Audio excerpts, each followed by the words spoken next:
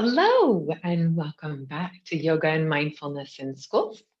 I am Katia, and I'm so glad that you're here with me. Let's just dive right in and get started. Here is our singing bowl. So we are going to start with a mindful minute.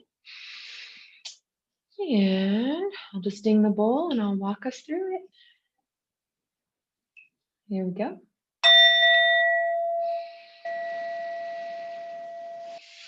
So at first, just listening to the sound and then finding ourselves in a comfortable seat. Maybe we look around the room, notice what is around us, eventually connecting ourselves to this space. So noticing what parts of the feet make contact with the floor, noticing what you're sitting on or laying on.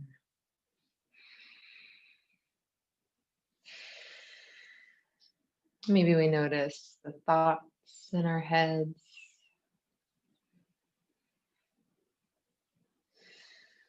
Just kind of giving ourselves some space for wherever we're at today.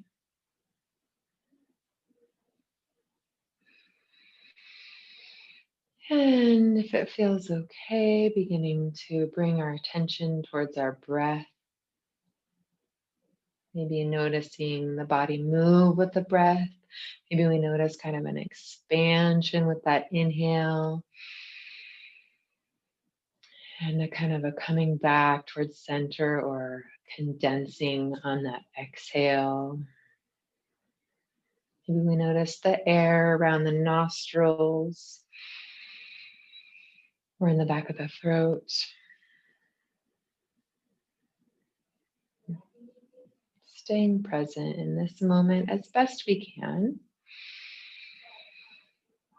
If we're distracted, no problem. Maybe noticing those thoughts or that distraction. And then just like clouds in the sky, just letting that distraction, those thoughts float on by. Not pushing them away, if they need some more attention, allowing. Maybe one more big full breath, really filling and expanding in all directions like a balloon. Releasing that focus, coming back. If your eyes were closed, gently opening them, maybe blinking a few times. So I wanted to share something because I've mentioned this a couple times now. When we inhale, this is my Hoberman sphere. And when we inhale, we can use this to help us think about inhaling and expanding in all directions, like we're filling up a balloon inside of our bodies. Okay, so when we inhale, we expand in all directions. Exhaling, coming back towards center, condensing, letting that air back out of the balloon. Feel free to go at your own breath cycle. Inhaling, nice and big, not hurting, not forcing. Exhaling, releasing, nice and slow. Okay, maybe one more. Nice big inhale. Slow, long exhale. If possible, we want to try and get our breath down into our belly. So you can put a hand over your belly button, and that's kind of where we would like the breath to move because it helps signal our body and our brains that we're safe when we're able to move our breath down low like that. And when we lengthen our exhale, that also helps to signal the brain that we're safe, right? Let's talk a little more about the brain and what happens there. So this is my picture of the brain. I really enjoy talking about the brain. I think it's, and like having conversations, I think it's so fascinating and interesting. So we're going to talk about 3 parts of the brain. We'll start with these 2 pink parts here. That is called our amygdala. Can you say that with me? Amygdala. So that is the first part of the brain to light up when there's any sort of stimulation in our environment, like the phone rings, or we hear honking or knocking at the door, or a fire alarm, right? That we want that part of the brain to light up, especially if there's a fire. or we're being attacked or in an accident or something like that, because that part of the brain is our fight flight response. And so there's no thinking happening. The brain just goes. It does. Like when there's a fire, our brain knows to run away from the fire, or if we're on fire, to stop, drop, and roll, right? So we can think about that part of our brain as our guard dog, right? So if any of you have a dog or know someone who has a dog, like when there's a knock at the door, what does the guard dog do? Or the dog probably barks maybe, or runs to the door. And usually it does that because it wants to protect its owner, right? So kind of like the brain, it wants to protect us. But if we are like in class and we're stressed, or because we can't figure something out, or we're having a conversation with someone, or maybe it's kind of turning into an argument, um, that part of the brain is triggered, and it's not very helpful because it cuts off information from coming to this blue part of the brain. And that is the part of the brain that does our thinking and helps us make wise choices, smart choices. And it's called the prefrontal cortex. Want to say that with me? Prefrontal cortex. So it's like our executive functioning, problem solving part of the brain. Again, if this amygdala or guard dog is activated, the pink part, it stops flow because it wants to save you. It wants it to be quick response, not a thinking and a processing and taking more time part of the brain. Okay. And I like to think about that blue part, that prefrontal cortex, as our wise old owl. So if the guard dog is barking, that wise old owl is going to hide. So what are some things we can do to calm that guard dog and help bring that prefrontal cortex, or that wise old owl, online? Feel free to pause me and talk about this. Well, mindfulness, right, can help us.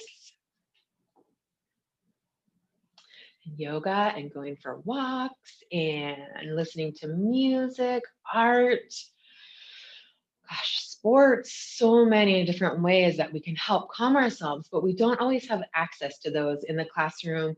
Or if we are like a parent or guardian is wanting us to engage in a conversation and we're like really stressed and not able to engage in that conversation, hopefully we can say, I'm like, if you've ever heard, my lid is flipped, like I am stressed out right now, I can't think, can I please take a break?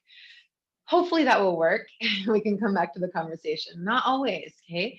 And sometimes we just need to be able to focus and regulate our emotions ourselves. So things like taking deep breaths and practicing mindfulness are ways that can help us. So we'll learn some more mindfulness tools.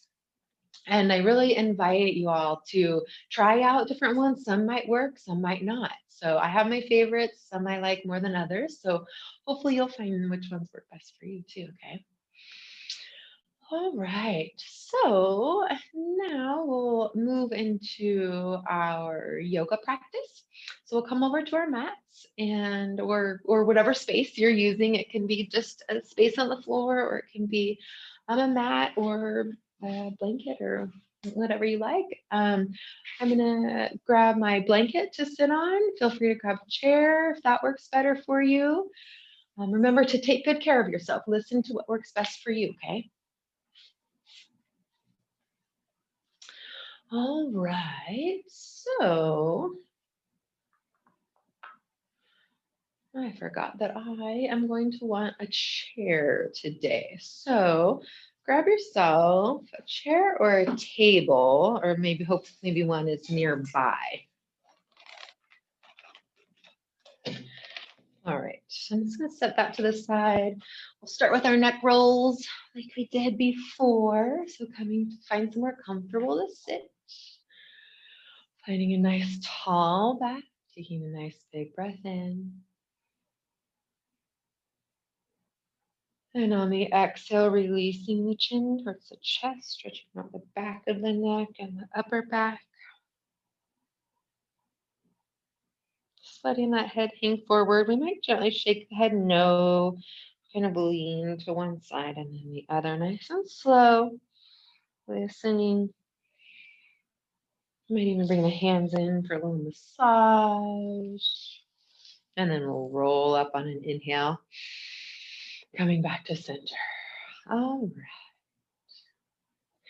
Okay, so today we're going to work on forward fold. We're going to start gentle. Okay, so we're going to come back to this one next time. I'm going to show you this variation for today.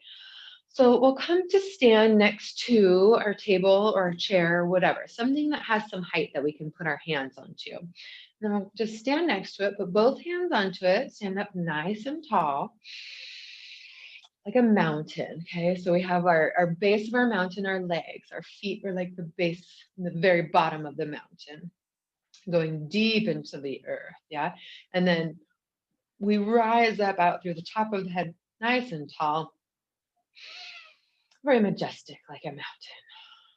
All right, and then we're just going to start walking the feet back. We have our hands on the chair or the table. Or it can be back of a couch or, whatever, something so that we can make contact with our hands. And then we just keep backing up until we feel maybe that's too far. Yeah, so we just want to be somewhere that we feel safe, like we're not going to fall over. Maybe we come so that our backs are parallel to the floor. Okay, so parallel means I'm the same. See how the floor is like if I laid down, I would be laying on the floor. It's in line. My back is in line with the floor. Okay. And I'm imagining that I have a tail on the bottom of my spine and I'm reaching back with my tail. And then I'm reaching up through the top of my head, the crown of my head. I'm just going to take a few big deep breaths here. Again, seeing if we can notice that expansion with the inhale and the contraction or the condensing on the exhale. Nice big breath. And release, maybe one more. And then we'll come gently, slowly, walk the feet back towards the chair or the table and release. And then from here, we'll come to rest. So coming to your rest spot, either on the floor or again, seated is better for you, finding what works today. Coming all the way down to rest. On your back or your belly or your side, if laying down is okay today. And this time, maybe we put one hand on the heart and one hand on the belly. If that feels okay. I'm just inviting the body to relax and to rest.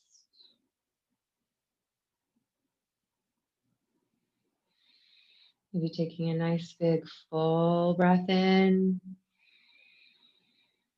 and a long, slow breath out. Inviting ourselves to let go. Maybe we're noticing what's happening under those hands, either under the heart or under the hand on the heart or the hand on the belly. Maybe we're just relaxed and we're there and our heads are getting heavy. Maybe closing the eyes.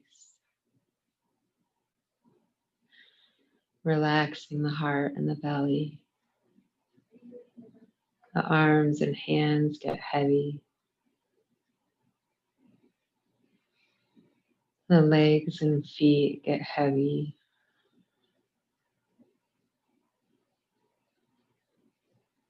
Melting into the earth. Finding an in-breath, following the out-breath all the way to the end.